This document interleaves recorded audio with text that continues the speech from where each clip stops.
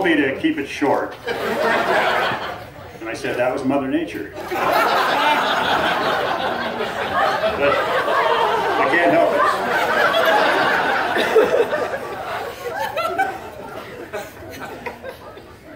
Before I have a couple of remarks, in case any of you thought otherwise.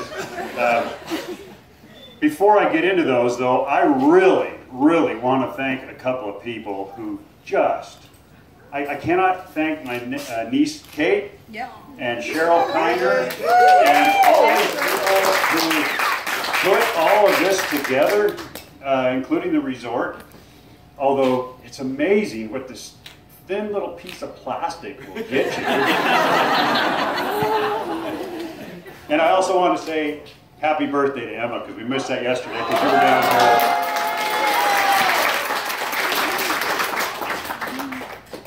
Some of you are probably wondering about Nick. Me being the father of the bride and how I see and saw Nick. The first time I met Nick was, well, let me back up. Kids used to come over to our house all the time. High schoolers, and they'd knock on the door and we'd let them in and they'd zip upstairs, there's music going and big old party and Bower and I just look at one another and we go, well, at least they're here instead of somewhere else. That's so true. So one night there was a party going on the second floor and there was this bump, bump, bump, bump. Actually it was boom, boom, boom. And I opened the door and there's this kid with really long hair standing there. Can I help you? He goes, yeah, there's supposed to be some kids here that are, up the stairs to the right. And afterward, I talked to Haven. I said, I know most of your friends, but who was the kid with the long hair? And I'm not going to say he looked like a mop because that was an insult. Okay. But she goes, oh, I'm not sure who that was. Okay. Okay. That's fine. The weird thing is that there's another party going on at my house.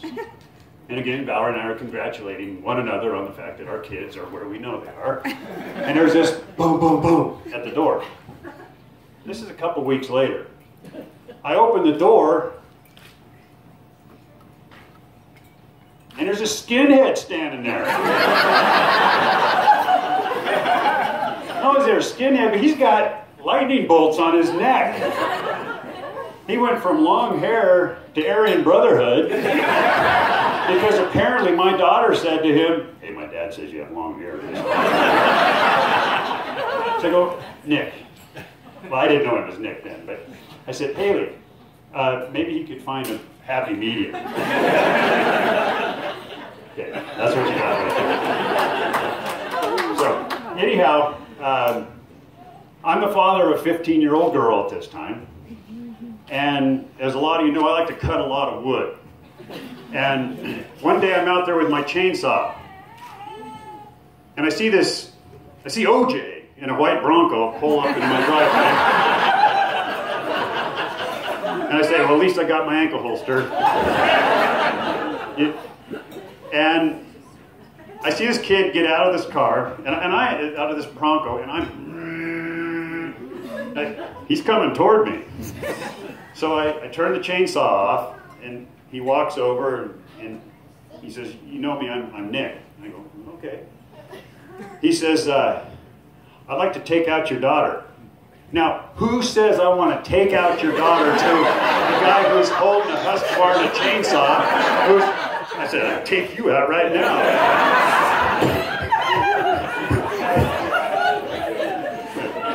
So I said, okay. Well, what does her mom say? Her mom says, oh, I like this kid. I said, okay, well, if it's okay with her, it's okay with me. So one thing leads to another. Nick starts spending a lot of time at our house because apparently I'd given him the stamp of approval. But he was kind of a proud kid because it snows a lot over there on Castle Lake Road. And, oh, yeah. And he's showing up he's doing everything he can to get up there and see my 15-year-old daughter. And he's got bald tires, and it snows a lot, and he gets stuck, but he's too proud to ask for help. I find out later he has dug himself out. You know, he approached Donner Party status, but he still dug himself out. So that guy's a stud. He's a survivor. He may be a keeper. So things progressed, and we could see it was starting to get a little serious. One day, Valerie and I were at Eagle Lake over by Susanville. We're camping, and there's not really good cell phone service over there. Nick at the time, I think Haley was over here working maybe at the resort, and Nick was down in a place by Visalia, working up in Sequoia, doing something up there for the government, which, doing something. And he's getting a paycheck, that's all I know. That's what you get when you work for the government, you get a paycheck. Nobody asks what you do. But Valerie and I get a phone call on our cell phone. And it's Nick. Hey, I want to talk to you guys. I go, that's Nick. He wants to talk to us. I go, oh geez, maybe he's a little low on cash. He wants to borrow some money. I said, what is it, Nick? We can barely hear you. He goes, well, I'll wait until you get to a spot where we have really good cell reception. I go, it's going to be 1,000. Well, instead, we get back to our camp where we have good cell reception, and we get our phone call from Nick. And Nick says, well, you guys know, I really like your daughter, and yeah, we know that. And, you know, I've kicked her tires, and these are his words, not mine. I've kicked her tires and taken her for a test drive. I think I'd kind of like to buy her. That's what he said. Yeah. Wait. That's what he said. Do you remember that? Yes. Yeah. So we go, okay. What are you going to say at a moment like that? You know? We say, yeah, oh, Nick, we'd love to have you continue kicking tires and actually take her no longer for a test drive. Okay. So, he proposes to my daughter. Where does he propose to her? At Disneyland. Ooh, that's really romantic. Take her to Disneyland. No, and I'm not kidding you. Disneyland's a great place to take somebody to propose to them. However, 4th of July. Yeah, 4th of July. Supposedly celebrating our nation's birth, and Nick proposes to my daughter. Where does he propose to her at Disneyland? He gets down on his knees next to a trash can. Is that true or not? It's true. And he proposes to her. And of course she says yes. I gotta say, Nick, when you look up the word suave in the dictionary, that's got your picture. You're a modern day Cary Grant. Okay. But seriously, Nick has been this young man who has, we know, taken our daughter's heart.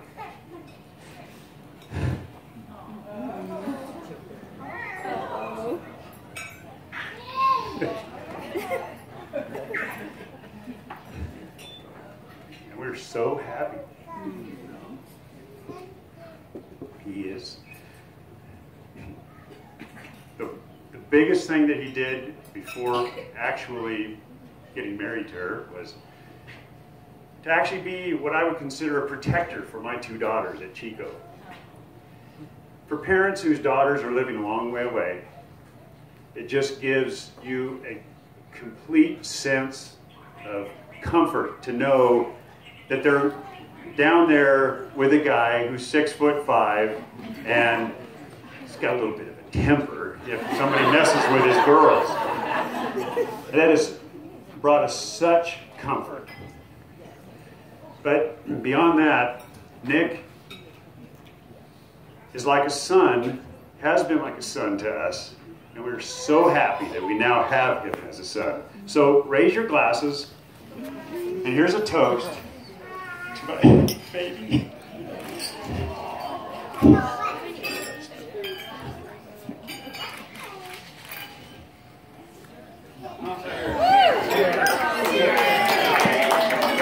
Very nice.